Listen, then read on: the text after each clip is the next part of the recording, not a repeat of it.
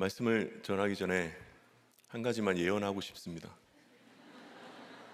저는 억지로 여러분을 웃기려 하지 않겠지만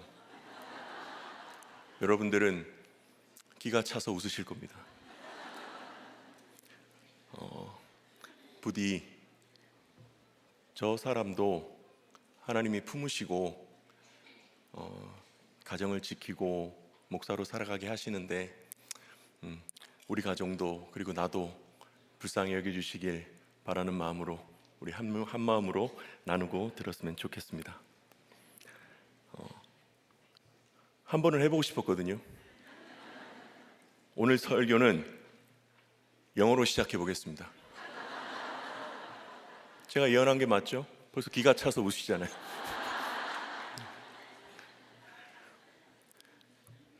Everybody has a plan. 전 영어 하면 안 돼요? 다시 할게요. Everybody has a plan until they get punched in the mouth. 띄울 걸 그랬나요? 네. 발음이 좋지 못해 죄송합니다. 이미 해서 끝나셨겠지만 우리말로 하면 이렇습니다. 누구나 계획은 있다. 한 대 쳐맞기 전까지는. 미국의 복싱 챔피언 마이크 타이슨이 한 말입니다. 그렇습니다, 여러분. 누구나 계획이 있습니다. 하지만 우리의 삶이 증거잖아요. 저와 여러분의 삶의 계획대로 이루어진 것이 얼마나 됩니까? 그렇게 될 거야, 해낼 거야, 이렇게 저렇게 살아갈 거야. 예상을 해요. 준비를 하죠. 열심히 노력하지만 뜻대로 풀리고 이루어지는 것은 많지 않습니다. 왜 그렇습니까? 답은 아주 간단해요. 그 계획을 누가 세워요? 내가 세우기 때문입니다. 인생의 주인이 나라고 여기면서 나와 내 가족의 평안과 안정을 인생의 우선순위로 두는데 모든 계획이 여기에 맞춰져 있어서 그렇습니다. 그래서 타이슨의 핵펀치 같은 예상하지 못했던 일을 한 방 맞으면 그냥 무너져요. 계획을 세워도 이룰 수 없어서 좌절하죠. 고생을 해서 이뤘다고 해도 곧이어 무엇이 나를 사로잡습니까? 비교와 열등감 때문에 힘들어합니다. 그러다 한 방 맞으면 무너지는 것이 내가 주인인 인생입니다.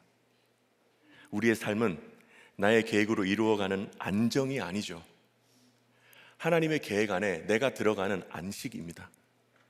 그런데 내가 주인이 되니까 인생은 늘 고단하고 피곤합니다. 알면서도 이 나를 놓지 못해서 항상 힘이 들어요. 이렇게 온 우주와 세상의 기준이 바로 나이며 내가 내 인생의 주인이라고 믿는 것을 성경에서는 교만이라고 합니다. 성경의 교만은 잘난 척하거나 뽐내는 그런 언행만이 아니에요. 그런 태도나 습관 이런 것만을 교만으로 말하지 않아요. 하나님보다 나를 위에 두는 그 중심입니다. 그래서 하나님이 가장 미워하시는 죄가 바로 교만이에요. 예레미야 후반부는 이스라엘 주변의 열국에 대한 심판의 말씀인데요. 나라별로 짧게는 5절에서 많게는 15절까지 이렇게 각국에 대한 심판의 말씀을 전하는데 유독 한 나라를 향해서 한 나라만 47절이라는 긴 절을 할애해서 심판을 경고합니다. 그 나라는 모압이고요. 반드시 꺾어야 할 그 심판의 주제는 바로 그 모압의 교만입니다. 오늘 본문을 통해서 너를 조롱거리로 만들어서라도 나는 너의 하나님이 되어야 하겠다. 그 말씀이 들리기를 원합니다. 이 교만의 실체를 깨닫고 직면하며 회개하는 시간이 되기를 소망합니다. 교만의 실체는요, 첫째, 노여워함과 허탄함입니다. 26절과 29절까지인데요. 26절에 하나님께서 모압으로 취하게 하겠다 말씀하세요. 취하게 하겠다. 취하면 어떻게 되는지 우리는 흔히 한 종류의 짐승으로 표현합니다. 짐승이요. 남자 집사님들은 비슷한 경험 해보신 분 계실 텐데요. 저 신혼 초였는데 술에 취해서 집에 들어가잖아요. 들어가면서 비틀거리면서 냉장고에서 물을 꺼내 마시는데 하필 와이프가 페트병을 씻어서 그 안에 멸치 액젓을 넣어둔 거예요. 저는 지금도 일부러 그랬다고 생각을 하는데 자기 집에서는 원래 그렇게 했대요. 근데 안에 뭐가 들었는지 취해서 못 보니까 그걸 그냥 마시는 거예요. 더 무서운 건 이거예요. 왜 오늘 물이 짜지? 이러면서 계속 마셔요. 그리고 아침에 어떻게 됩니까? 배가 아파서 난리가 나죠. 이 자리에서 술이 뭐야? 너무 순진하고 착한 분이 많다고 믿고 모르실 것 같아서 취한다는 게 뭔지 잠시 설명을 드렸습니다. 이것이 취한다입니다. 뭐가 맞고 틀린지, 무엇을 하면 안 되는지 그것을 모르는 상태를 말합니다. 비단 술만이 아니죠. 우리는 딱 그거 하나에 꽂혀서 쫓고 구하는 상태를 뭐라고 합니까? 취했다라고 합니다. 은유적으로 돈에 취했다, 성공에 취했다라고 하죠. 내 자녀 성공해야 한다, 지금은 공부해야 될 때잖아 하며 예배와 큐티를 멀리하는 자녀의 영혼을 방관하는데 부모인 내 마음에 아무런 가책이 없습니다. 온라인 예배만 후딱 드리고 둘이서 바로 여행 갈 짐을 싸는데 떠나는 설레임만 가득합니다. 공동체의 처방과 관심을 무시하고 고집대로 일을 진행하는데 이제 잘 될 일만 남았다고 믿습니다. 불신교제로 영과 육이 망가져 가는데 거기에 더욱 탐닉하고만 싶습니다. 여러분, 이것이 취하는 것입니다. 해야 하는 일, 그리고 따라가야 할 길이 아니라 하고 싶은 일과 가고 싶은 길로 갑니다. 그래서 결국은 자신이 토한 것에서 뒹굴므로 조롱거리가 됩니다. 그리 반가운 단어는 아니지만 우리는 구토를 언제 하는지 알고 있습니다. 원인은 두 가지죠. 먹을 수 있는 정량보다 많이 먹었거나 먹지 말아야 될 것을 먹었거나. 하나님이 내 몸에 경계를 지어주셨어요. 그런데 넘치고 탐했기 때문에 뱉습니다. 그리고 소화하지를 못하는데 그럼 어떻게 해야 돼요? 이제는 버려야 되는 것을 알고 그 자리를 떠나야 되잖아요. 내가 토해낸 그 자리를 떠나야 되는데 안 떠나고 거기서 뒹굴어요. 이 토한 것도 내 것이라는 겁니다. 그래서 그 토설물 때문에 더 더럽고 추해집니다. 버리고 떠나야 하는 것에서 나 자신을 멀리하지 않는 거예요. 그런데 정말 무서운 하나님의 진노는 이것입니다. 너 취했다, 그만해라, 말리지 않으세요. 모압이 자랑과 성공에 취하도록 놔두겠다고 하세요. 이런 내 상태를 그냥 놔두시는 거예요. 고난과 사건을 주셔서라도 막아주시고 멈추셔야 되는데 취해서 토한 것에 나뒹굴어도 그냥 두시는 거예요. 여러분, 지금 하나님이 사건을 주셔서라도 내 죄를 깨닫게 하시는 것이 하나님이 나를 포기하지 않고 사랑하신다는 증거예요. 너 취했다, 이제 그만해라 하실 때 깨닫고 돌아오는 우리가 되기를 소원합니다. 토하게 하시고 수치를 당하게 해서라도 돌아오라 말씀하시는 그 부르심이 이제는 들렸으면 좋겠습니다. 이렇게 오직 내가 원하는 것에 집착하는 것이 여호와 보시기에 교만입니다. 그리고 이어 모압의 교만 한 가지를 더 말씀하시는데요, 27절에 보면 모압은 항상 이스라엘을 조롱하고 무시합니다. 모압이 늘 이스라엘을 괴롭히는 나라로 등장하기 때문에 엄청 힘이 세거나 좀 강대국처럼 생각될 수 있는데 그렇지 않아요. 남에서 북, 동에서 서가 합치면 약 50km 정도 되는 작은 나라입니다. 50km면 지금 우리 판교체포에서 안성까지 정도 되거든요. 이렇게 사각형의 나라예요. 작은 나라예요. 모압은 그런데 바다에 인접해서 침략이 쉽지 않고요, 샘이 많아서 농작물이 잘 자라고 각종 자원이 많은 나라였으나 진짜 모압의 복은 이런 게 아니에요. 즉 자신의 품질이 복의 전부가 아니라는 거예요. 하나님이 모압에게 주신 가장 큰 복은요, 모압이 이스라엘과 한 핏줄인 친족 국가라는 것입니다. 그런데 스스로 잘났다 여기는 나는 이 정도인데, 나는 잘났는데, 나는 괜찮은데, 그런데 이런 내가 보기에 형편없고 늘 당하기만 하는 약소국 이스라엘이 너무 무시가 되는 거예요.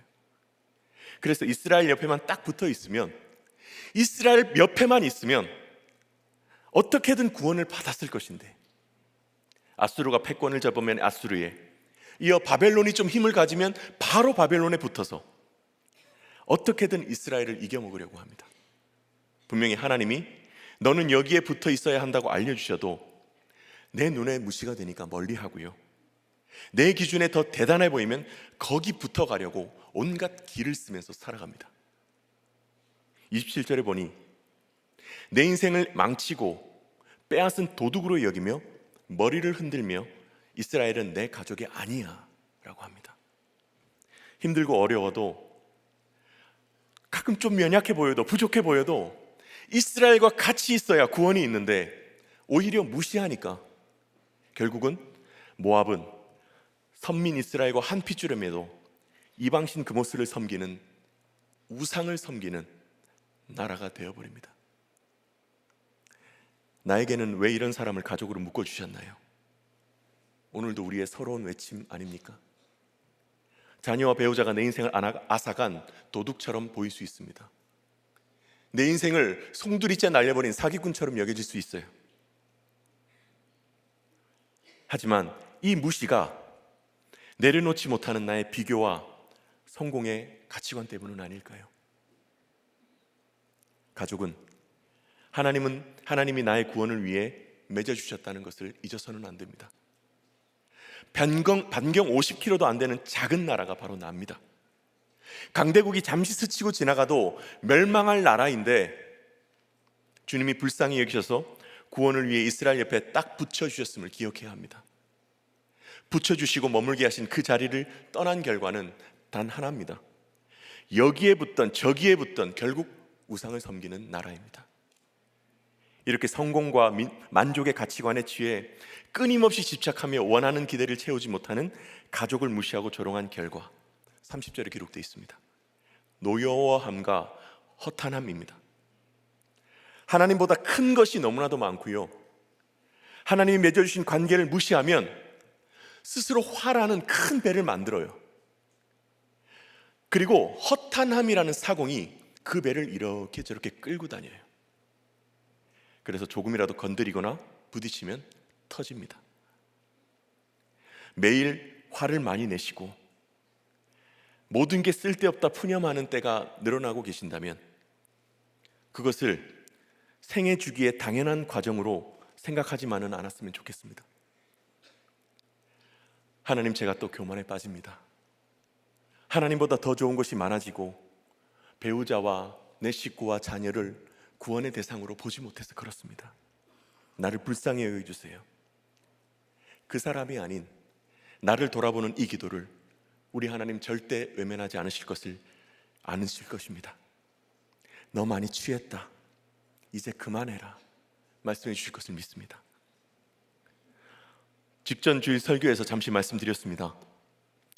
청년들을 신교제와 결혼으로 이끌어야 하는 위드 공동체 디렉터인 제가, 대우리들 교회 13년 차 사역자인 제가, 결혼 22년 차인 제가 지천명이 되어 이 연서류를 받았습니다.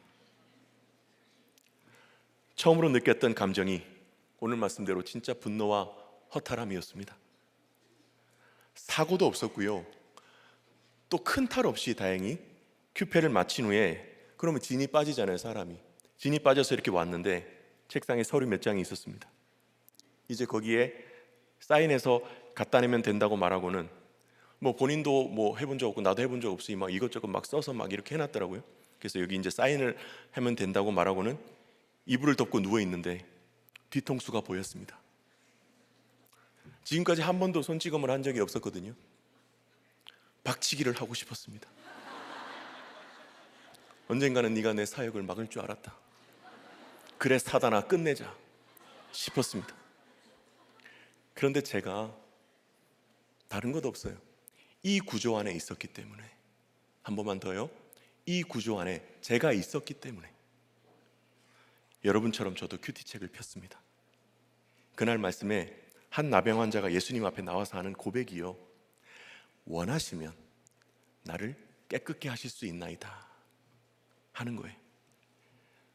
그래서 지금 우리 부부가 나병에 걸렸는데 우리 서로의 해결 방법이 아니라 하나님이 원하시면 고쳐주시길 바란다고 시간을 좀 가지자고 이야기를 한 후 저는 거의 처음으로 우리의 결혼 생활에 대해 생각을 해봤습니다. 나는 지금 당연하다고 살고 있는 이 결혼 생활 가운데 나의 죄를 본 적이 있는가? 지금 나는 저 사람이 왜 저럴 수밖에 없는지를 이해해 보려고는 하는가 고민해 봤습니다. 불신 가정에서 자란 아내는 저를 만나 세례를 받았습니다. 저는 결혼 후 늦게 대학을 졸업하고 은행 쪽에 취직을 하려다가 의논이 아니라 통보를 하고 신학대학원에 갔습니다. 그때 어머니는 아무것도 모르는 아내에게 네 남편 어떤 사람인지 알지? 목사 안 되면 다시 그렇게 산다, 이 말로 아내를 설득했다고 합니다. 이후 아내는 몇십만 원의 사례로 버틸 수 없는 생계를 위해서 지금까지도 일을 합니다. 저는 당시 내가 이렇게 회심하여 목사가 된 것이 어디냐는 교만함에 들떠서 지금 또 몇십만 원 이게 아니라 처음부터 지금까지 항상 저를 도와 일을 했습니다. 저는 당시 내가 이렇게 회심하여 목사가 된 것이 어디냐는 교만함에 들떠서 아내의 수고를 당연하게 여겼습니다. 그래서 좀 힘들다고 한때면 하잖아요. 그러면 나 다시 나가서 돈 갖다 줄까? 나 잘 벌었던 거 알지? 그 말로 아내의 입을 닫게 만들었습니다.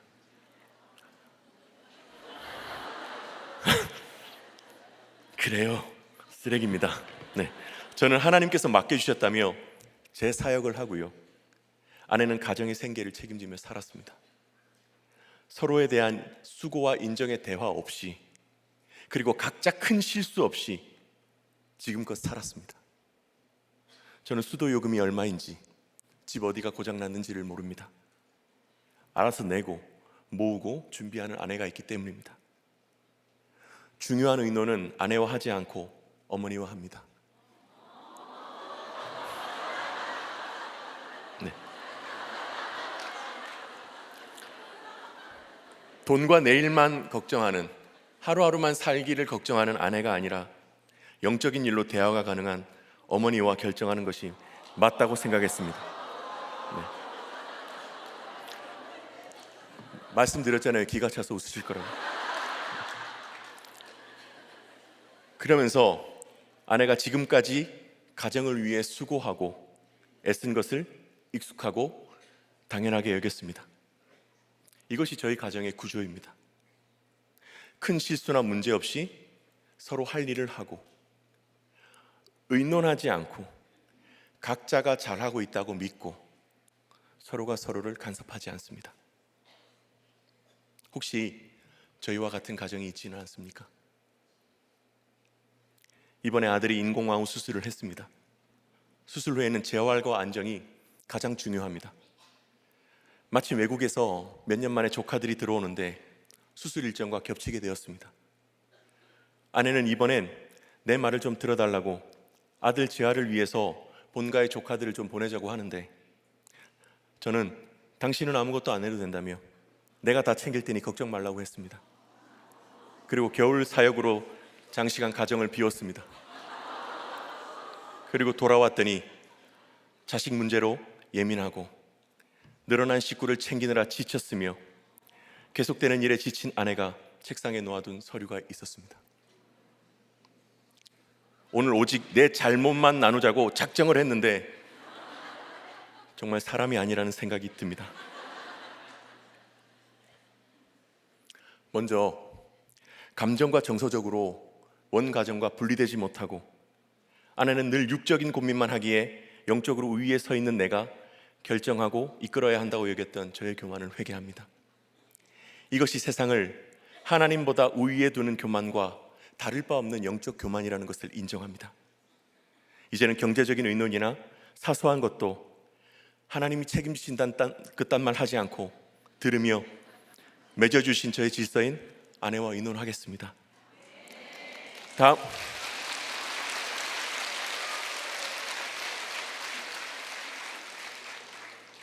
나 잘하고 있지. 다음으로 내가 부끄럽지 않다는 저의 교만과 자부심에 숨어서 상대의 수고를 지나치지 않겠습니다. 도우미가 아니라 동반자로서 고마움을 표현하겠습니다. 막 감정이입을 하시는 것 같은데. 마지막으로 요즘 관계가 조금씩 회복되는데 그렇게 할 수 있음이 결국 지금 나누는 말씀 때문임을 잊지 않고 계속해서 묵상한 큐티를 아내와 자녀와 함께 나누겠습니다. 이렇게 무지하고 무심한 자가 영혼을 다루는 사역자로 서 있는 것이 너무나도 죄송하고 부끄럽습니다. 하지만 혹시 저희 가정처럼 겉으로는 문제 없는 듯하나 서로의 불만으로 분노와 허탈에 빠져가는 가정이 있다면 이 시간 먼저 나의 영적인 육적인 교만을 인정하며 나의 이스라엘을 옆에 붙여주신 그 이유와 목적에 대해 함께 깨달아갔으면 좋겠습니다. 지금 배우자와 자녀가 무엇 때문에 지치고 하루가 힘든지 나는 얼마나 관심이 있습니까? 저 사람은 하나님을 모르잖아. 믿어도 잘못 믿잖아. 하나님을 모르니 힘든 인생을 산다고 말하기 전에 그 고단한 인생의 옆에 내가 있는 이유, 그 이유에 대해 고민하며 함께 걸어갔으면 좋겠습니다. 함께 묵상하며 적용해 보았으면 좋겠습니다. 나는 무시하는 모압입니까? 무시받는 유다입니까? 나는 요즘 무엇에 취해 있습니까? 여러분 지금 그렇게 화가 나 있는 이유는 뭐예요?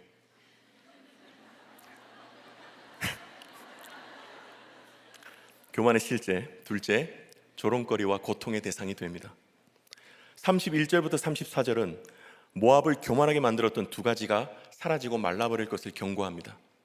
세상의 가치를 하나님보다 높이는 교만의 경고에 이어 나 자신을 스스로 높이는 교만에 대해서 경고합니다. 모압의 자랑 두 가지인데요. 첫 번째는 포도예요. 시원한 바닷바람 있잖아요. 바닷바람과 산지의 특성상 모압은 포도가 나고 자라기에 너무나도 알맞은 환경이었습니다. 물이 귀하던 고대 근동에는 포도주가 물처럼 여겨졌는데 덕분에 이 포도주를 팔아 모압은 부를 축적하고 안정되고 평안하게 살 수 있었습니다. 포도주는 꼭 필요한 건데 우리는 이것이 마르지 않는다며 자랑하는 거예요. 34절에 보면 니므롯 물이라는 게 나오는데요. 이 물이 모압의 자랑 두 번째입니다. 물이 귀했어요. 근동에는. 하지만 그 당시에 복 중에 복이었던 샘과 강, 당연하지 않겠습니까? 물이 없는 그 시대에. 그런데 그 샘과 강이 나라 곳곳에 흐르는 거예요. 근데 이 물을 마르게 하겠다고 하십니다. 특별히 니므롯 물은 모압을 관통하면서 목축과 농사에 꼭 필요한 역할을 하는 생명수입니다. 전쟁이 나도요, 니므롯 물이 나라에 흐르는 한 멸망하지 않을 거라 모두가 믿었어요. 그래서 전쟁이 날 수도 있을 거다 생각은 했는데 그 누구도 이 물이 마를 것이라는 생각은 못하는 거예요. 35절부터 39절은 이 두 가지가 사라진 이유, 모압 사람들이 당할 조롱과 고통에 대해 말하는데 가장 주목하며 묵상할 수 있는 것은, 해보았던 것은 35절, 그 조롱과 고통, 그 아픔으로 말미암아 나의 산당 제사가 패하고 끊어진다는 말씀이었습니다. 포도주가 빼앗기고 물이 말라 모압의 사람들은 대머리가 되어 수염을 밀고 굵은 배를 두르고 종일 슬퍼 울게 됩니다. 하지만 그 조롱과 공포의 사건으로 산당의 제사가 끊어지게 됩니다. 스스로 높여서 교만한 모압은 이제 죽어야 한다며 조롱과 고통의 일을 허락하시는 것. 네가 교만하기 때문에 넌 이제 죽어야 돼. 그래서 고통을 당하고 슬픔을 당해봐. 이것이 우리 심판의 본래 목적이 아니라는 겁니다. 그토록 질긴 산당의 제사, 하나님보다 더 믿고 의지하는 것이 끊어져야 하기에 나의 포도를 빼앗고 물을 마르게 하십니다. 이미 알고 계시겠지만 우리들 교회는 치리와 권징이 살아있는 교회입니다. 아주 건강한 공동체지요. 특별히 저는 이 교만 때문에 치리를 받게 되었습니다. 이 시간 목회를 통해서도 사역을 통해서도 결국은 제가 높아지려고 했던 교만을 직면하게 해주셨던 치리에 대해서 나누고자 합니다. 제가 치리 간증을 이렇게 써서 할 때가 있는데요, 그때면 늘 이렇게 시작합니다. 저는 치리에도 행운이 있다고 생각합니다. 치리의 럭키세븐, 치리 7호 도박 중독자 신승윤입니다 라고 소개를 합니다. 처음부터 교만하죠. 저는 원래부터 이렇지 않았습니다. 이 정도는 아니었어요. 우주 비행사를 꿈꿨던 평범한 학생이었습니다. 그런데 중학교 때 어머니가 목사님과 바람이 나서 집을 나가셨어요. 이후로 저는 누가 교회 교자만 들어도 손에 든 건 뭐든지 던지고 먹던 어떤 것도 집어 던지면서 방황을 시작했습니다. 밖에 나가서 조금씩 벌던 게 많이 벌리니 기뻤습니다. 뭘 했냐고 묻는 분들이 계셔서 잠깐만 말씀드리면, 우리 아버지들 자식에 치이고 부모의 아내 눈치 보고 회사에서는 또 신경 쓸 것 많아서 힘드시잖아요. 그분들 잠깐 쉬시라고 작은 도박장 하나 열고, 그 연기 자욱한 데서 하루 종일 카드 하다가 힘드시잖아요. 목마르시잖아요. 그 옆에 작은 술집 하나 열고, 이렇게 살면 될 줄 알았습니다. 이렇게 그냥 돈 벌고 사람들하고 관계 맺으면서 내가 원하는 일 하면서, 하지만 저는 저의 죄를 모르죠.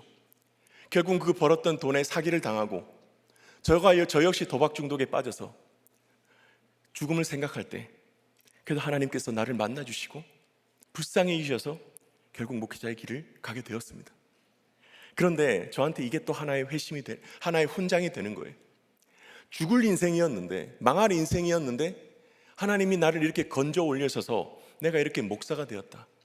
회개를 모르니까 이게 내게 훈장이 되는 거예요. 죄를 모르니까 자랑이 되는 거예요. 말로는 죽을 인생 구원하여 목사 되게 하셨다고 했는데 속으로는 내 인생 내가 이렇게 바꿔서 이렇게 의미 있는 일을 하는 게 어디냐, 이 자랑이 항상 제 안에 있었습니다. 이렇게 생각하면서 이전에 그 벌던 돈도 못 벌고 친구들에 비해서 뒤떨어진다는 열등감 해소하면서 살았어요. 근데 언제가부턴가 제가 막상 여기 와보니까 뭐든지 잘할 줄 알았는데 너무나도 훌륭하신 분들이 많은 거예요. 목회자로부터 일찍 준비하고 정말 그 목회를 위해서 또 그 사역을 위해서 준비하고 또 기도하고 정말 좋은 환경 속에서 훈련받으신 분이 너무나도 많은 거예요. 그게 또 하나의 제 열등감이 되는 것이죠. 준비된 것이 성품인도 없고 인격도 없고 배움도 없고 경험도 없고 인맥도 없고 저는 아무것도 없는데, 진짜 세상에선 차라리 비열하게 어떻게 뒤로 어떻게 둘러 까거나 아니면 어떻게 하면 이겨먹기는 하는데 여기서는 그 방법이 안 통하잖아요. 제가 저분들을 못 이기겠는 거예요. 그래서 결국은 내가 이분들 시다발이나 하겠다, 번역하면 하수인이나 하겠다, 이런 생각에 또 이걸 목사를 안 하려고 하는 거예요. 그런데 그때 우리들 교회를 만나게 되었습니다. 감사하게 합격을 하게 되었고 사역을 하기 시작하게 되었는데, 사역을 하면 할수록 제가 너무 편안한 거예요. 왜냐하면 저만이 아니라 모든 사역자들이 너무 찌질한 거예요. 진짜 이런 사람 처음이었습니다. 여러분 아세요? 진짜 찌질한 사람들은 찌질한 사람들끼리 들을 수 있는 그 소리가 있어요. 찌질 막 이런 소리가 있는데 너무너무 찌질한 거예요. 모두가 못 배우고 돈 없고 망하고 실패하고 그런 얘기들만 매번 듣고 하니까 내 적어도 여기 있으면 이 사람들보다 떨어지지는 않겠다. 저는 진짜 어디 있으면 어떤 사람 제껴야 되나 가만히 말 안 하고 딱 보다가 조용히 가서 딱 제끼는데 그럴 필요가 없는 거예요. 내가 조금 평균이거나 조금은 낫구나 이 생각으로 이렇게 사는데, 이렇게 살면 이렇게 사역하면 되는 거 알았는데, 그때는 이렇게 사역자님들이 먼저 저한테 마음을 열어주시고 또 설교를 통해 오픈해 주시니까 저 같은 사람과 성도님들이 마음 열고 편안하게 오픈하실 수 있고 우리 목사님께 양육받은 대로 그렇게 하는 것인데 저는 그걸 모르는 거예요. 그래서 시간이 이렇게 살면 될 줄 알았는데 시간이 지나고 서로에 대해서 좀 더 아는데 그게 아닌 거예요. 이분들 중에 배운 사람이 너무나도 많은 거예요.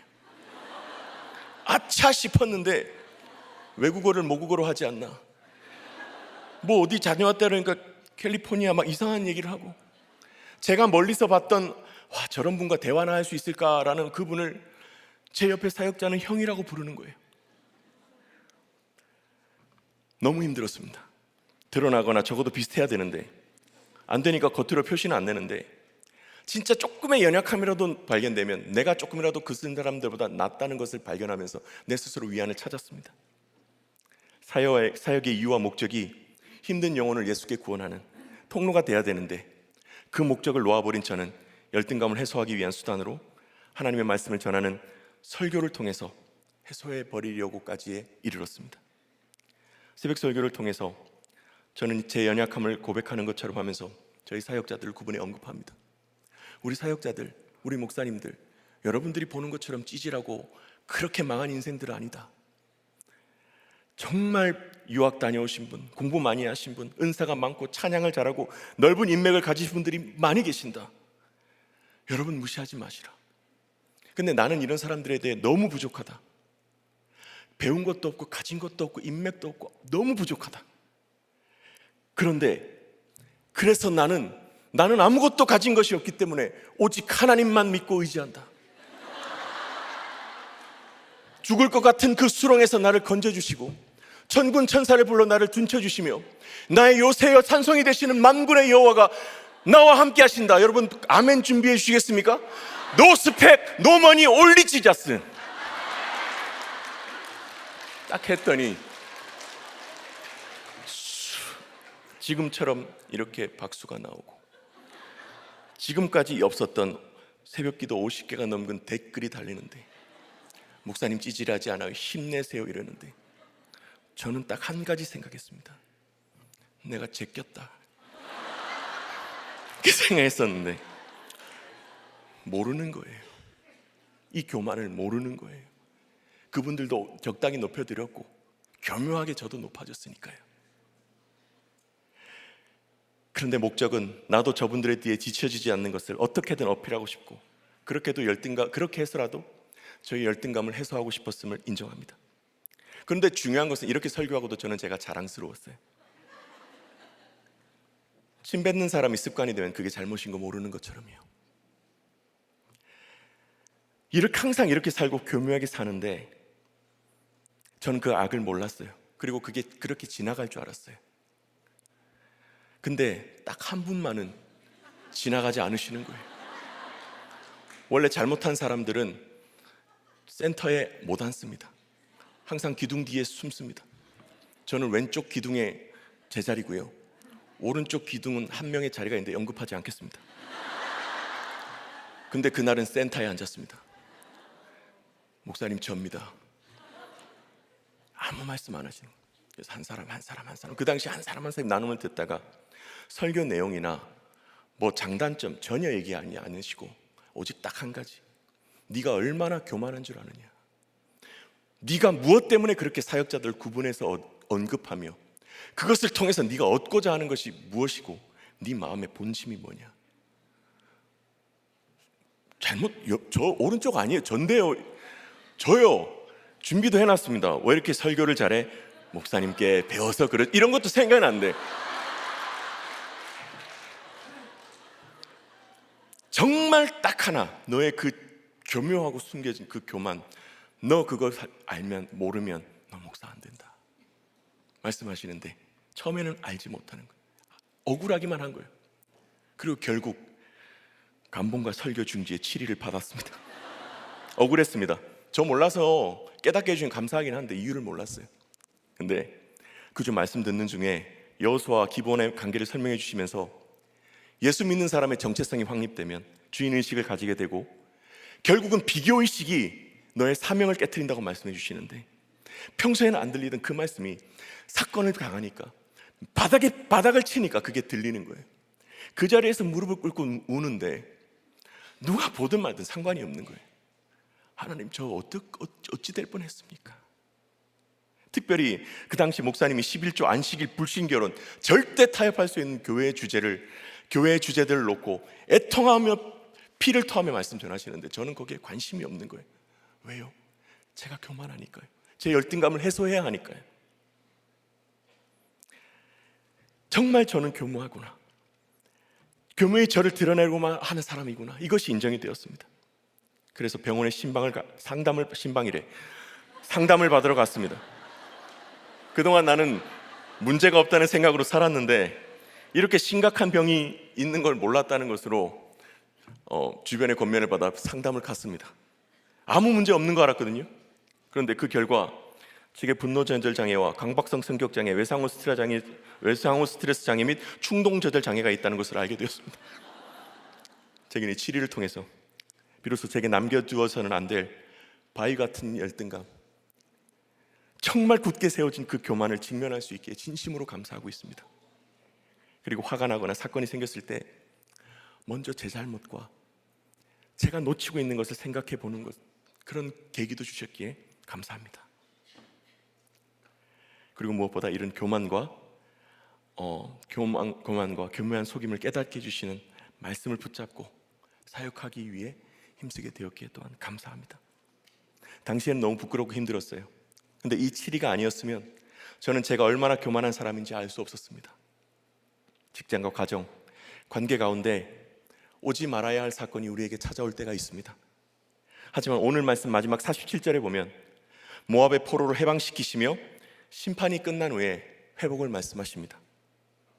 하나님은 우리가 스스로 높아지려고 하기 때문에 가만히 놔두면 끊임없이 높아질 수도 없는 그 자리만 탐하고 갈 수 없는 곳만 가려 하기 때문에 조롱과 고통을 통해서라도 나를 낮아지게 하십니다. 지금 내가 자랑하는 것이 빼앗기고 믿고 있던 것이 마르는 사건을 겪고 있는 우리 성도님이 계시죠.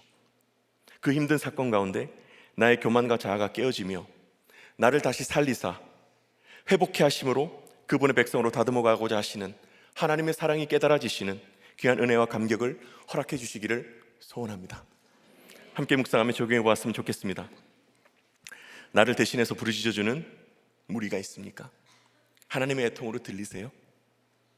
재물이 없어지고 슬피 우는 소리가 들리며 조롱하며 등을 돌리는 지금이 회개할 때임을 인정하십니까? 기도하겠습니다. 아버지 하나님, 이 땅에서 누리며 얻고 싶은 것에 취하여 살아가며 구원을 위해 맺어주신 가족을 무시하고 비난하면서 오직 나를 높이고 자랑하며 살아가는 이 죄인을 불쌍히 여겨 주시옵소서. 스스로 낮아질 수 없기에 나의 교만을 꺾고 낮추시는 심판의 사건 가운데 하나님의 사랑을 깨닫게 하시고 끝까지 나를 포기하지 않으시며 하나님의 백성 삼으려 하시는 그 은혜에 감사하며 살아가기를 원합니다. 우리의 일생 동안 싸워야 할 교만과의 전쟁 가운데 주님 함께하여 주시옵고 오늘도 말씀 붙잡고 나의 죄를 보며 주신 환경과 상황에 순종하며 살아가게 하여 주시옵소서. 이어서 말씀 전하시는 초원님에게 능력과 지혜를 더하셔서 나눠주시는 삶의 고백을 통해 우리 모두가 각자의 삶을 돌아보며 회개하는 귀한 시간 되게 하여 주시옵소서. 예수 그리스도 이름으로 기도하옵나이다. 아멘.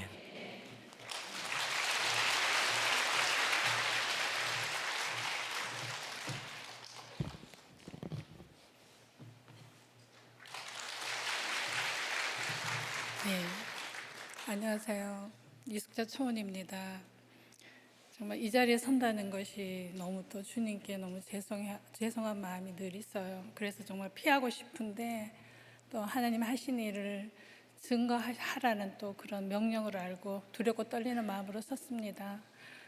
모두가 이 자녀의 문제는 정말 끝이 없지만 정말 오늘 저의 이 간증을 통해서 고난 중에 계시는 그 한 분이라도 이제 주님 안에서 소망을 가지셨으면 하는 그런 바람입니다.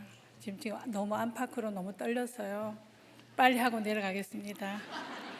기도드리겠습니다.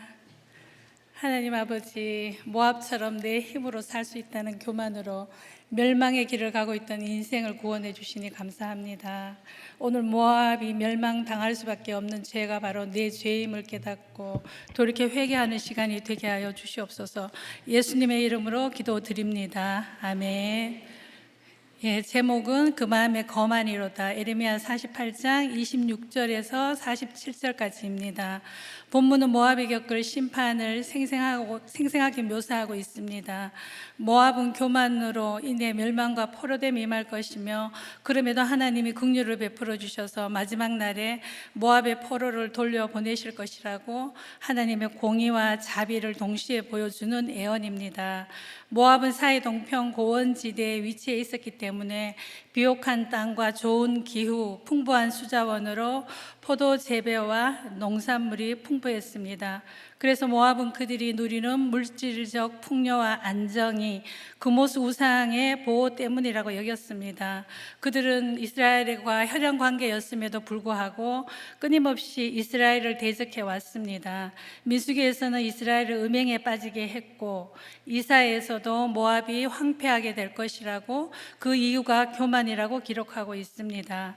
그 마음의 교만과 거만으로 심판당할 수밖에 없는 모압을 통해 우리 가정에 온 심판의 사건이 구원의 사건이 되려면 어떻게 해야 하는지 제 관증과 함께 살펴보겠습니다. 그 마음의 거만에서 돌이켜 구원받기 위해서는 첫째, 나의 교만과 자고와 오만과 자랑을 회개해야 합니다. 29절입니다. 우리가 모압의 교만을 들었나니 심한 교만 곧 그의 자고와 오만과 자랑과 그 마음의 거만이로다. 모압이 하나님의 진노를 사게 된 이유가 나오는데, 그 첫 번째가 여호와 하나님에 대해 교만했다고 합니다. 그들은 비옥한 토지에서 나오는 많은 농산물과 요새 같은 지형적인 이점 때문에 그야말로 하나님 없이도 잘 살 수 있다고 생각했습니다. 29절에서 모압의 교만은 심한 교만으로 자고와 오만과 자랑과 그 마음의 거만이라고 합니다. 이것은 교만의 극치를 보여주는 표현입니다. 하나님은 이런 모압의 머리를 꺾으실 수밖에 없었던 것입니다. 모압이 하나님의 심판을 받게 된 두 번째 이유는 27절에 말씀하고 있는데, 모압은 이스라엘이 공경에 처했을 때 같은 혈족임에도 공공연하게 비웃으며 즐거워했습니다. 이들은 이스라엘이 아수르의 포로되어 갈 때에 혀를 차며 머리를 흔들면서 조롱했습니다. 이것은 이스라엘을 택하신 하나님을 멸시하는 것과 다를 바가 없었습니다. 조상에게 제사 드리는 것이 사람의 본분이라 여기는 유교적인 가정에서 자랐습니다. 분노, 혈기 많은 부모님 밑에서 하루도 조용할 날이 없는 전쟁 같은 상황을 겪으며 두려움, 불안, 무력감으로 어린 시절을 보냈습니다. 부모님은 매사에 서로를 공격하며 온갖 악당과 저주의 언어들을 쏟아내며 오늘이 마지막인 것처럼 한치의 양보도 없이 온 동네가 떠나가도록 싸웠습니다. 아버지의 무시와 폭력, 고된 농사일로 엄마의 탄식 소리는 끊이지 않았고, 그런 엄마를 피해자라 여기며 그 고단한 삶에 힘이 되고자 온갖 집안일을 도맡아 하며 엄마의 손발이 되고자 했습니다. 어린 나이 때부터 엄마를 돌봐야 할 대상으로 여겼기에 늘 엄마의 안색을 살피며 거슬리면 안 되는 존재가 되어야 했고, 정해진 일을 철저히 하지 못하면 잔소리를 끝도 없이 들어야 했기에 빠르고 정확하게 일을 해야 했습니다. 그러나 아무리 열심히 해도 돌아오는 것은 책망의 말뿐이었습니다. 하루도 조용할 날이 없는 부모님을 보면서 저의 내면은 수치심과 온갖 부정적인 감정들만 커져갔고, 어디에도 마음 둘 곳이 없었기 때문에 일찍이 인생의 허물을 알게 되었습니다. 청소년기부터 상급학교 진학을 위해 각자 떨어져 살았던 오빠들과 청년의 때에 함께 모여 살게 되었습니다. 딸에게만 희생과 헌신이 요구되는 그 시대의 가치관의 피해자로 학업과 살림을 혼자 도맡아 하면서 오빠들의 뒷바라지까지 하게 되었습니다. 나이 차이가 나는 무서운 오빠들이었기에 불평 한마디 할 수 없었고, 당시 제 처지가 바위 사이에 거하며 생명을 뒤쫓는 침략자들을 피해 출입문 안에 둥지를 트는 비둘기같이 숨죽이며 숨어 사는 형국이었습니다. 어쩌다 시골에 계신 부모님이 방문하시면 손가락 하나 까딱하지 않고 자기밖에 모르는 이기적인 오빠들의 실상을 폭로하며 머리를 흔들며 조롱하듯 고발했습니다. 힘들다는 저에게 부모님은 나중에 고생한 거 다 갚아줄 거라고 달래기도 하셨지만 전혀 위로가 되지 않았고 벗어나고픈 마음뿐이었지만 오빠들이 성공해서 불쌍한 엄마에게 효도할 것이라 여기며 견뎠습니다. 엄마의 감정에 노예가 되다 보니 학교를 졸업하고 직장을 다니며 혼자 살 수 있는 경제력이 있었음에도 오빠들이 자리를 잡고 독립할 때까지 벗어나지도 못했습니다. 그래도 부모님은 고생하는 거 인정해 주시니 나같이 부모 형제를 위해 희생하는 사람이 어딨냐며 자고하고 자랑하며 자기 의가 가득해서 교만할 수밖에 없었습니다. 그 마음에 거만해서 돌이켜 구원받기 위해서는 둘째, 재물이 없어져서가 아니라 내 죄 때문에 울어야 합니다. 31절입니다. 그러므로 내가 모압을 위하여 울며 온 모압을 위해 부르짖으리니 무리가 길헤레스 사람을 위하여 신음하리로다. 하지만 하나님은 이런 모압을 위해 긍휼을 나타내십니다. 모압의 멸망이 얼마나 처참하면 하나님이 신음하고 우신다고 합니다.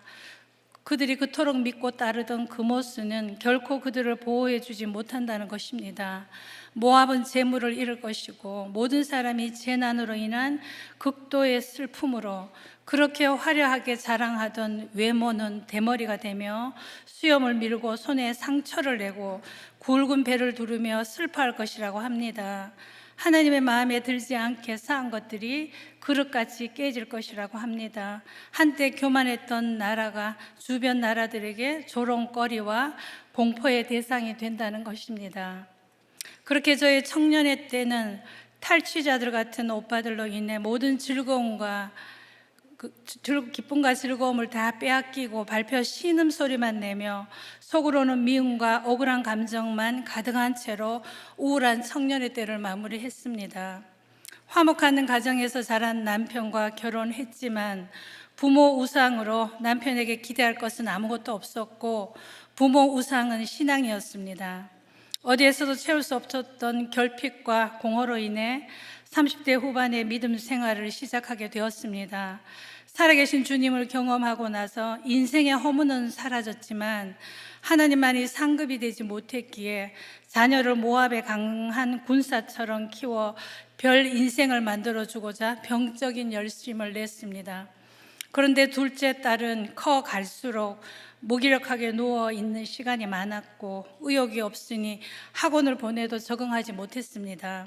관심은 오로지 화장과 옷이었고 학교 갈 때도 언제나 화장을 하고 다니니 말리는 저와 실랑이를 벌이는 일상의 반복이었습니다. 일탈을 해본 적도 부모의 근심이 되어 본 적도 없고 부당하다 여겼지만 내 환경에 순종했던 저로서는 이런 딸을 이해할 수 없었습니다. 도대체 뭐가 부족해서 그러냐가 제 주제가였습니다. 설상가상으로 고등학교에 지나가면서 중학교 친구가 한 명도 없는 학교로 배정이 되다 보니 등교를 거부하는 날들이 많아졌습니다. 아침에 일어나지 않으니 소리를 지르게 되고 조용히 해달라는 민원이 계속 왔습니다. 이사를 가는 곳마다 온 아파트 모든 사람들의 조롱거리와 공포의 대상이 되는 것 같았습니다. 어릴 때 부모님이 싸우는 소리 때문에 느꼈던 수치심이 다시 시작되는 것 같아 괴로웠지만 어떻게든 학교를 졸업시켜야 했기에 전쟁 같은 나라는 계속 되었습니다. 설득과 예언을 하며 걸어서 갈 수 있는 거리의 학교를 등하교시켰는데 날마다 자퇴를 요구했습니다. 저도 매일 자퇴시키고 싶은 갈등과 싸우며 힘겹게 가고 있었지만 제도권 교육은 받아야 한다는 강한 고정관념도 있었고 그때는 우리 공동체에 속해 있었기에 기도 부탁하면서 견뎠습니다. 그런데 믿음 없는 남편은 자퇴시키라고 가능성이 없다고 도와주기는커녕 안 된다는 부정적인 말만 계속했지만 그런 남편에게 하나님이 하실 테니까 제발 그 입 좀 다물고 기다리라고 했습니다. 저 또한 그렇게 말을 하면서도 가시적인 것이 아무것도 없었기 때문에 날마다 낙심되는 마음과 하나님을 기대하는 갈등 사이에서 업다운을 반복하는 감정의 요동을 겪기도 했지만 매일 주시는 말씀으로 마음을 붙들고 이렇게 세우며 주님이 하실 일을 기대하고 선포하면서 고등학교 졸업만을 기다렸습니다. 그 당시 딸의 상황도 하나님이 하신 일인데 그 상황에서 벗어나는 것만 하나님이 하시는 일이고 응답이라고 여겼던 믿음의 수준이었습니다. 그러던 중 초등학교 3학년 무렵부터 시작됐던 척추천만증이 점점 심해지고 더 진행되면 폐를 누르게 된다고 해서 수술을 할 수밖에 없었습니다. 수술이 끝나고 며칠을 피주머니를 차고 있는 딸을 보면서 살아있는 것만도 감사한 것이 무엇인지 그때 처음 알게 되었습니다. 그 지경이 되니 딸에 대한 세상적인 기대는 저절로 내려놓게 되었고 37절 말씀처럼 화려하고 매력적인 외적 조건을 갖추게 해주고 싶었지만 아무것도 없는 대머리와 칼자국을 남기게 된 형국이 되었습니다. 이렇게 내가 할 수 있는 것이 아무것도 없다는 것을 딸을 통해서 경험하고 나서야 구속사의 말씀이 확실해졌습니다. 내 영광을 위한 삶의 결론으로 딸이 이렇게 수고하고 있다는 것이 깨달아져 굵은 배를 두르는 회개를 하게 되었습니다. 내 힘으로는 어쩔 수 없는 교만을 깨뜨리시기 위해 이해되지 않는 두려움과 함정과 올무의 사건은 닥쳐야만 했고 이 일을 통해서 내 안에 세상 나라가 무너져 내려야 했기에 있어야 할 사건이라는 것이 해석이 되었습니다. 그렇게 딸에 대한 세상적인 기대를 내려놓고 무사히 학교 졸업하는 것만 바라며 왔더니 어느덧 3학년이 되었고 고등학교만 졸업해도 감사하다 했는데 주님은 대학에 대한 소망을 조금씩 주셔서 딸이 할 수 있는 것을 찾으려고 애를 썼습니다. 무기력은 있었지만 대학을 가려면 과목 수를 줄여줘야 했기에 체육학과로 결정을 했습니다. 당시 체육학과는 교과 과목은 3과목만 하면 되고 달리기는 나름 잘해서 결정하게 됐습니다. 그렇게 학과를 정하고 실기 준비를 하면서 힘들다고 또다시 주저앉기도 했지만 딸이 큐티를 가장 열심히 했던 재수의 기간을 거쳐 주님의 은혜로 기적같이 대학에 들어갔습니다. 그 마음에 거만해서 돌이켜 구원받기 위해서는 셋째, 세상 헤스본의 그늘 아래 머물지 않고 여호와 앞으로 나아가야 합니다. 모압이 여호와를 거슬러 자만하였으므로 멸망한다고 다시 한번 멸망의 이유를 강조하고 이 재난으로 더 이상 나라로서 존재하지 못하게 될 것이라고 42절에서 다시 한번 강조하고 있습니다. 하나님이 주시는 두려움에서 도망하려고 시도하는 자들은 함정에 떨어지고 함정에서 나오는 자들은 올무에 걸릴 것이라고 모압의 모든 사람에게 벌받을 해가 임한다고 합니다. 금오스 우상을 섬기던 백성이 망하고 그들의 자녀들은 포로로 끌려갈 것이라고 합니다. 46절입니다. 모압이여 내게 화가 있도다. 금오스의 백성이 망하였도다. 내 아들들은 사로잡혀갔고 내 딸들은 포로가 되었도다. 세상 성공과 쾌락의 우상을 섬겼던 내 죄 때문에 내가 망할 수밖에 없고 자녀들이 사로잡혀 갈 수밖에 없음을 보여주고 있습니다. 47절에서는 하나님은 마지막 날에 모압의 포로를 돌려보내겠다고 말씀하십니다. 파괴 후 회복은 이스라엘 민족뿐만 아니라 이스라엘에게 적대적이었던 모압에게도 동일하게 적용됩니다. 이것이 하나님의 긍휼과 은혜입니다. 이 하나님의 은혜와 긍휼로 여호와의 총회에도 들지 못하던 모압의 후손에서 룻이 나오고 예수님의 계보에 올라갔습니다. 딸은 대학에 가서는 전혀 다른 사람이 되었습니다. 아침에 일어나지도 못했는데 잠이 없어졌고 새벽같이 일어나서 학교를 가는 것입니다. 그러니 훈련된 열심으로 여호와를 거슬러 자만하며 내 욕심과 야망으로 키우려고 했던 저의 이기적인 계획을 온몸으로 거부하고 회피한 것이었습니다. 어느 날은 자퇴 안 시키고 고등학교 졸업하게 해줘서 고맙다고도 했습니다. 그렇게 타협하고 싶었고 자퇴를 고민했던 순간들을 공동체에서의 나눔과 기도가 없었다면 지나올 수 없었을 것입니다. 딸은 코로나 시기에 졸업을 했고 모든 것이 막힌 상황이라 할 수 있는 것을 찾다가 부전공을 했던 식품영양학과 학점을 보충해서 영양사를 해볼 것을 권유했습니다. 그렇게 방송통신대 3학년으로 다시 편입을 하고 수업도 들으면서 코로나 시기였지만 영양사가 되기 위한 필요한 자격증을 다 따고 졸업하던 그 해에 영양사가 되어 대학병원에 근무하게 되었습니다. 그런데 환자와 직원이 많다 보니 무척 힘들어 했습니다. 다닌 지 며칠 지나지 않아 관둬야겠다고 해서 고등학교 시절의 그 트라우마가 다시 올라와서 정신이 번쩍 들었습니다.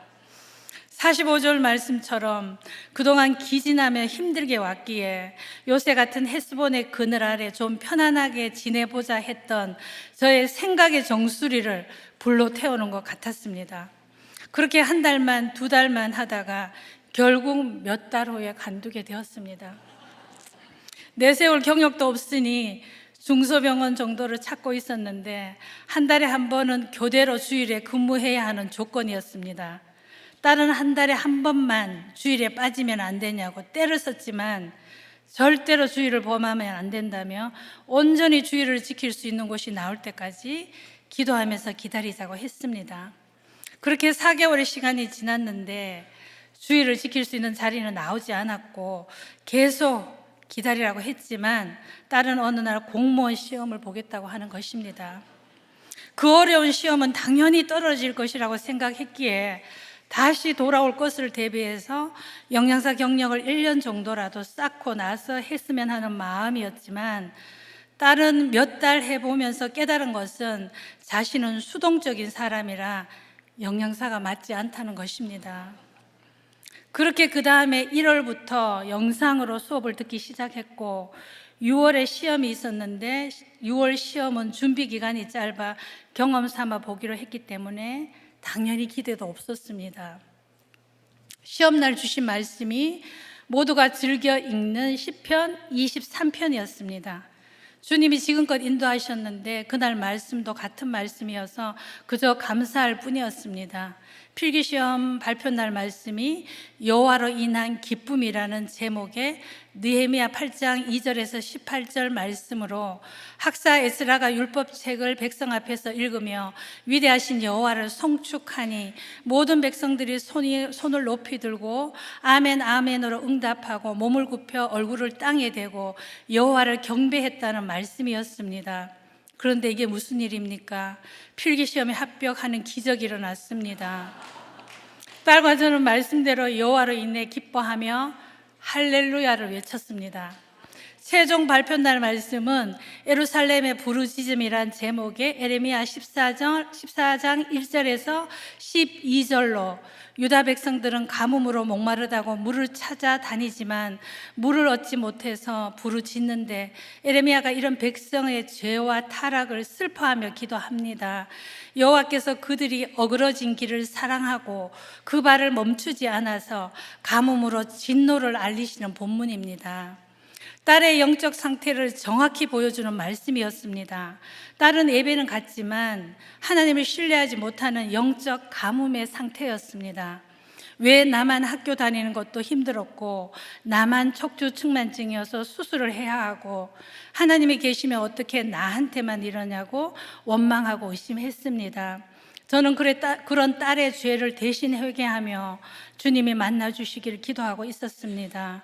그런 딸의 입에서 하나님은 살아 계시다라는 고백을 하게 하시고 이제는 영적 가뭄을 마르지 않는 말씀의 샘물로 채우고 어그러진 길에서 돌이켜야 한다는 말씀으로 최종 합격 소식을 주셨습니다.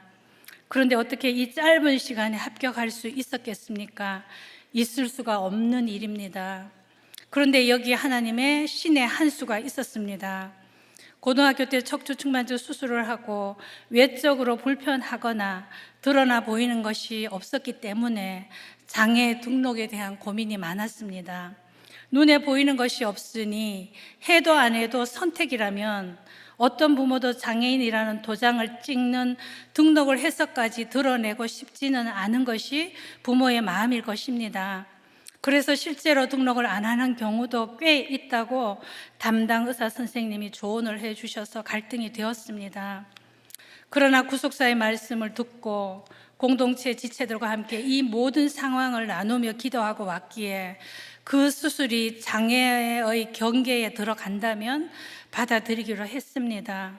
내 자녀의 모습 그대로를 인정하는 것이 믿음이라고 또 목사님이 그렇게 말씀해 주신 그 말씀이 생각나기도 해서 등록을 했습니다. 막상 장애 등록증을 보니 마음이 착잡하기도 했지만 시간이 지나면서 잊고 지냈는데 공무원도 장애 전형이 있다는 것입니다. 저도 딸도 그런 전형이 있는 줄도 몰랐습니다. 그런데 어느 날 딸이 친구를 만나러 갔다가 그 친구가 말해줬다고 합니다. 장애 등급이 가장 낮은 단계여서 이렇게 쓰일 줄은 상상조차 한 적이 없었는데 주님은 그 친구의 입을 통해 듣게 하셨습니다. 주님은 왜 나한테 이런 일이 했던 딸의 가장 약하고 연약한 부분으로 역사하셨습니다. 믿음이 연약한 딸이었기에 한 달에 한 주 주일에 빠지고 근무하는 병원에 지원할 수도 있었지만 말리는 저에게 불평하면서도 가지 않고 억지로 순종했던 그 4개월에 대한 선물 같기도 했습니다. 담임 목사님의 책 위기입니다 186페이지에서는 믿는 우리에게는 되는 일이 없다라는 말은 없고 위기는 없다고 하십니다. 고난도 기적이고 하나님이 주시는 육적 축복도 기적이고 내 생각을 포기하지 못하면 내 안에 하나님의 생각이 뚫고 들어올 수 없다고 하셨습니다. 지금 내 자녀에게 눈에 보이는 것이 없어도 내 생각을 포기하고 자녀의 있는 그대로의 모습을 인정하고 주님이 하실 일을 기다리면 생각지도 못한 길을 열어주신다는 것을 믿고 나아가셨으면 좋겠습니다. 나에게 온 두려움과 함정과 올무 같은 사건과 갇힌 환경은 하나님의 지극한 사랑이고 보호하심이고 하나님의 말할 수 없는 은혜였습니다. 부모, 형제, 남편을 통해서는 주님 없는 인생이 얼마나 시시한지 보게 하시고 자녀들을 통해서는 세상 가치관을 내려놓고 기다림을 배우게 하시고 내 자녀, 남의 자녀 차별 없이 객관적으로 보는 훈련의 시간이 되게 하셨습니다. 이사야 45장 7절 말씀에서는 나는 빛도 짓고 어둠도 창조하며 나는 평안도 짓고 환난도 창조하나니 나는 여호와라 이 모든 일을 행하는 자니라 하십니다. 빛도 어둠도 평안도 환난도 여호와 하나님께서 창조하시고 지으셨기에 어떤 고난의 사건에서도 피하는 게 아니라 잘 통과할 수 있게 기도하며 가는 우리가 되길 소망합니다. 때마다의 사건을 통해 저를 낮추시고 내 힘으로 살 수 있다는 그 마음에 교만과 거만에서 회개케 하시고 하나님만이 상급이 되게 하신 주님을 찬양합니다. 기도드리겠습니다. 하나님 아버지, 내 힘으로 살 수 있다며 교만으로 살다 죽을 인생을 돌이켜 살게 하시니 감사합니다. 제 의가 많아서 스스로 옳다 여기며 훈련된 무서운 열심으로 모압의 길을 걸으면서도 죄인 줄도 모르고 살았음을 고백하오니 용서하여 주시옵소서. 그렇게 멸망으로 끝날 인생이었는데 이해되지 않는 함정과 올무 같은 사건과 환경을 통해 말씀으로 설득해 주시고 100% 죄인임을 깨닫게 하시니 감사합니다. 내 힘으로는 도저히 돌이킬 수 없는 죄인을 전적인 주님의 은혜로 살아난 것을 날마다 기억하고 내 옆에 힘든 그 한 사람을 잘 견디고 인내함으로 돌이켜 회개로 이끄는 저와 우리가 될 수 있도록 인도하여 주시옵소서. 아직도 주님을 모르고 세상 사단에 잡혀있는 우리의 자녀들을 위해 기도합니다. 세상 성공과 쾌락의 우상을 섬겼던 내 죄 때문에 자녀들이 세상에 사로잡혀 갈 수밖에 없음을 회개하오니 용서하여 주시고 우리의 자녀들을 살려주시고 돌아오게 하여 주시옵소서. 오직 한 영혼의 구원을 위해 눈물로 사명의 길을 가시는 담임 목사님의 영육을 지켜주시고 진행 중인 런던 목회자 세미나에 구속사의 말씀이 들릴 수 있도록 역사하여 주시옵소서. 이 모든 말씀 우리를 죄에서 구원하신 예수 그리스도 이름으로 기도드리옵나이다. 아멘.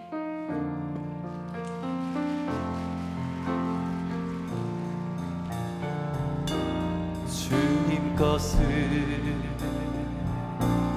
내 것이라고 고집하며 살아왔네.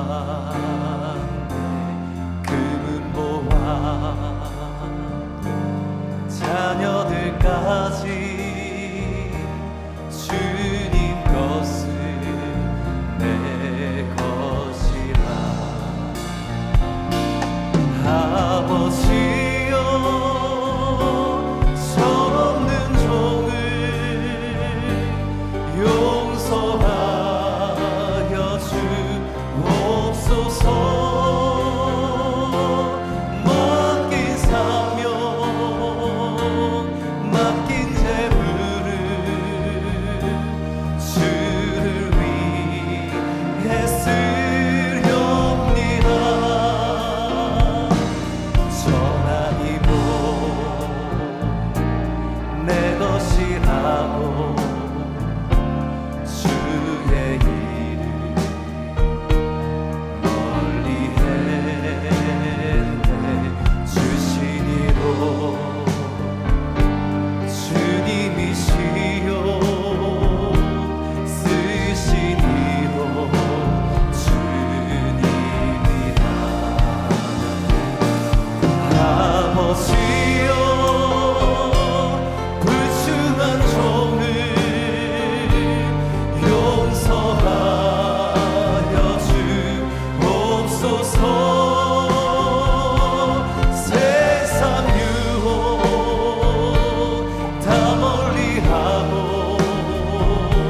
주의 일만 하렵니다. 주님 사랑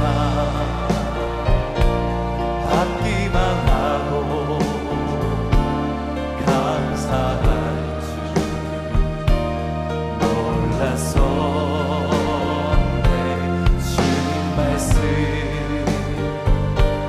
듣기만 하고 실행하지 못했었네.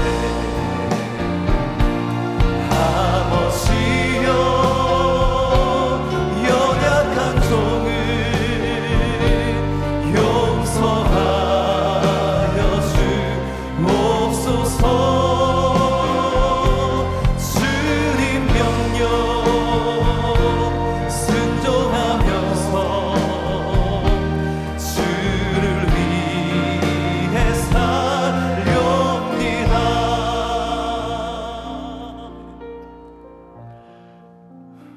나눠주신 우리 초님의 고백처럼 나와 너무나도 다르고 내 기대에서 너무 벗어나는 자녀 때문에 그 자녀가 너무 무시가 되고 판단이 되어서 내 인생은 지옥을 삽니다. 그러나 결국은 내가 아니라 하나님의 뜻에 이끌려 세속사가 아닌 구속사의 인생을 써내려가는 그 딸을 보며 회개하게 되었다는 그 귀한 고백을 듣습니다. 오늘 우리 주신 말씀 붙잡고 기도하겠습니다. 하나님, 여전히 이 땅에서 누리고 싶은 것이 너무나도 많아 괴로운 인생입니다. 이제 하나님보다 세상에 취하고 싶고 내가 원하는 것만 누리려 하는 그 교만이 끊어지길 원합니다. 뱉어낸 더러운 것에 다시 뒹굴며 조롱받는 그 자리로 돌아가지 않기로 결단합니다. 주님, 나를 도와 주시옵소서. 아버지, 자랑하며 드러내고 싶어하는 이 교만이 꺾어지기를 원합니다. 과시와 비교와 열등감 때문에 지쳐가는 인생이 아니라 나의 교만을 꺾어주시는 사건 앞에서 순종과 인내로 살아가게 하여 주시옵소서. 우리 주여 한번 부르시고 교만한 나를 회개하며 겸손과 순종의 사람이 되게 해달라고 우리 주여 한번 부르시고 간절히 기도합니다.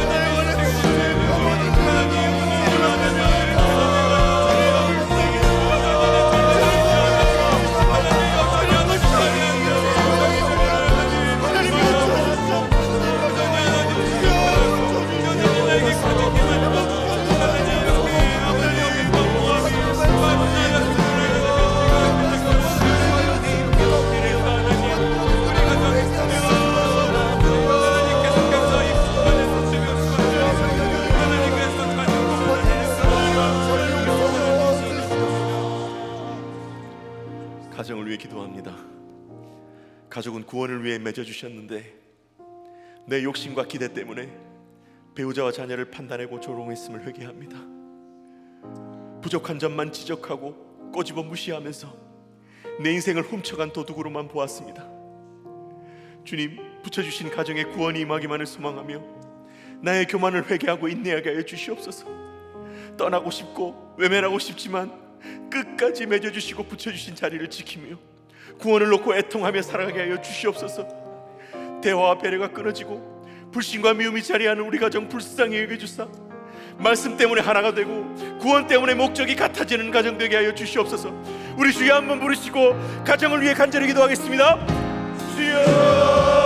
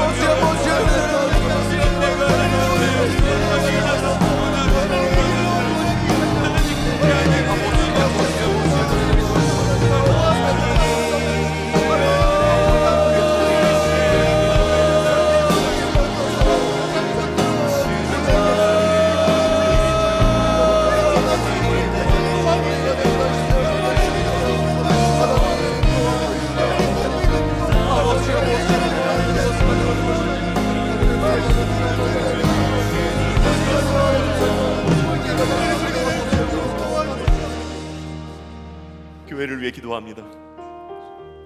우리 목사님 지금도 그 먼 땅에서 몸을 돌보지 않으시고 말씀 전하시는데 우리 목사님의 건강과 사명을 보호하시며 지켜주시옵소서. 선포하시는 말씀을 통해 교회와 가정이 살아나게 하여 주시옵소서. 청장년부와 교육부서의 양육이 시작되고 있습니다. 모든 양육 과정을 통해 나의 교만을 회개하며 인생의 주인이 하나님이심을 고백하고 자복하는 귀한 양육이 되게 하여 주시옵소서. 교회를 음해하고 복음을 회방하는 악한 세력으로부터 교회와 말씀을 지켜주시고 말씀 묵상과 가정 중수의 사명이 온 나라 온 교회에 흘러가게 하여 주시옵소서. 주여 한번 부르시고 우리들 교회에 주신 사명과 우리들 교회를 위해 함께 기도하겠습니다. 주여.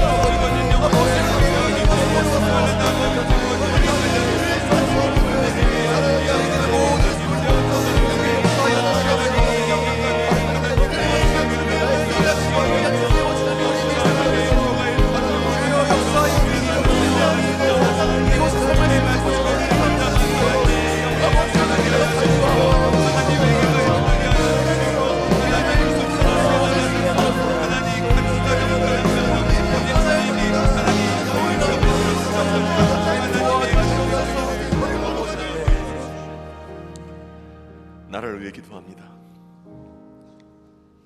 이 나라를 위해 세우신 지도자들이 내가 옳다는 교만 내려놓고 우리 하나님 경외하는 마음을 주시옵소서. 향락과 유흥에 취해 살아가면서 몸과 영혼이 죽어가는 인생을 불쌍히 여기사 우리 국민들이 우리 주님을 만나 인생의 목적이 바로 세워지게 하여 주시옵소서. 하나님의 말씀을 거스르는 악법이 철폐되고 아버지의 돌보심을 믿고 생명 낳는 적용을 할 수 있도록 태아의 생명을 보호하시고 이 나라가 생명을 귀히 여기며 존중하는 나라 되게 하여 주시옵소서. 이 시간 우리 주여 한번 부르시고 주님 이 나라를 불쌍히 여겨달라고, 긍휼히 여겨달라고, 살려달라고 부르짖어 한번 기도하겠습니다.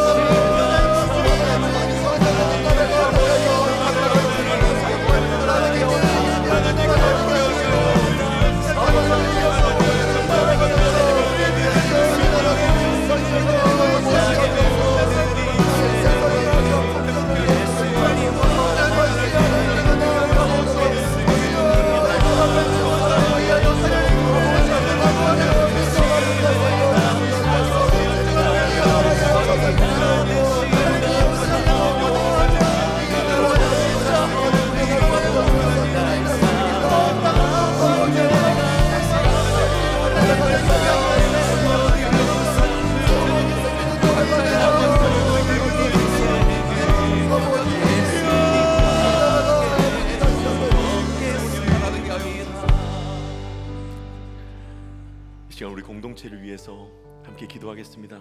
잠시 눈을 뜨셔서 앞에 화면을 봐주시기 바랍니다. 제가 읽을 때 이 기도 제목에 함께 동참해 주시기를 바랍니다. 양영승 집사님 3월 12일 위암 수술을 받는데 안전하게 지켜주시고 아들의 구원 사건이 되도록, 김은양 집사님의 아들 안효재님 3월 13일 머리염증 제거 수술 받는데 후유증 없이 회복되도록, 최진현 집사님의 언니 최미연님 3월 13일 직장암 수술 받는데 암이 깨끗이 제거되고 조카들의 구원 사건이 되도록, 권널람 집사님의 아들 김준수님 십자인대 파열로 3월 13일 수술 받는데 후유증 없이 수술이 잘 되고 회복되도록, 김효진 청년 예후가 안 좋은 육종암 진단을 받았는데 가장 좋은 치료 방법과 수술 날짜를 인도해 주시도록, 홍성우 청년 자궁종양으로 잃은 의식이 돌아오고 수술이 성공하여 복음을 전할 수 있도록, 이정래 집사님의 남편 식도암이 발견되었는데 치료의 길을 열어주시고 구원의 사건이 되도록, 이은성 집사님 폐암 사기로 수술했는데 폐렴과 뇌전이 암 치료되어 14차 항암 받을 수 있도록, 민수자 집사님 수혈이 합병증 없이 정착되어 골수 생정이 정상화되고 치료 중 주님을 깊이 만날 수 있도록, 이철환 집사님의 어머니 박희정님 버스와 교통사고로 수술하여 중환사실에 계시는데 잘 회복되도록, 고인숙 집사님 심근경색 치료 중 발생한 딸 팔마비와 언어장애가 회복되고 아들이 공동체로 돌아오도록, 박연지 집사님 임신 중 하혈이 있는데 13주차 된 아기와 산모의 건강을 지켜주시도록, 이진영 집사님의 딸 다혜양 백혈병 진단 받았는데 항암할 수 있는 체력 주시고 가정의 구원 사건 되도록, 유금자 집사님의 남편 급선 심근경색 스텐트 시술이 안전하게 성공하여 생명의 주이신 주님을 영접할 수 있도록, 조선미 집사님의 남동생 조성훈님 혈액암 진단 받았는데 맞는 치료 방법을 인도해 주시고 구원의 사건이 되도록, 장하임 집사님 어머니 정기수님 뇌수막증 수술 정확한 시기에 이루어지고 주일 예배를 온전히 지킬 수 있도록, 빈영희 집사님 대장 직장 수술로 염증 수치가 정상화되고 장애 아들을 돌볼 힘과 주님의 위로가 있도록, 김미영 집사님 급여 환수 문제로 우울증에 빠지지 않고 지혜롭게 해결되는 구원 사건 되도록, 정유원 집사님의 남편 대출 문제가 드러났는데 이를 통해 자신의 죄가 깨달아지고 분수령적인 회개가 될 수 있도록, 송성은 집사님 여동생 부부의 이혼 위기를 막아주시고 대화의 길이 열리며 믿음의 공동체로 인도되도록, 안성원 집사님 술 중독과 유혹이 떠나가고 몸과 마음이 건강해져서 가정의 영적 질서가 회복되도록, 이 시간 기억나시는 제목과 또한 앞에 화면을 보시면서 이름을 부르면서 우리 공동체를 위해서 주여 한번 부르시고 간절히 기도하겠습니다. 주여